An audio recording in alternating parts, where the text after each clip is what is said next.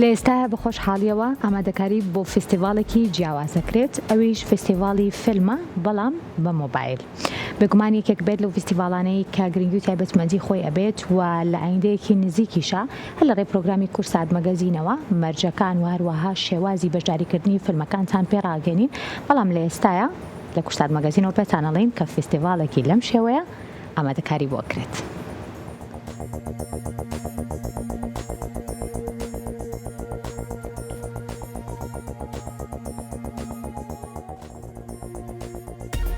لە ئایندەیەکی نزیکدا بەشی هونەری سینەمای سەربا بەڕێوەبەرەتی گشتی ڕۆشنبیری و هونەری سلێمانی و دامەزراوەی ڤێم فستیڤاڵی فیلمی کوردی مۆبایل لە سلێمانی سازەکات لەبارەی چۆنێتی وەرگرتنی فیلمەکان و مەرج و ڕێنماییەکان و کاتەکەی وا بڕیارە لە ئایندەیەکی نزیکدا بڵاو بکرێتەوە.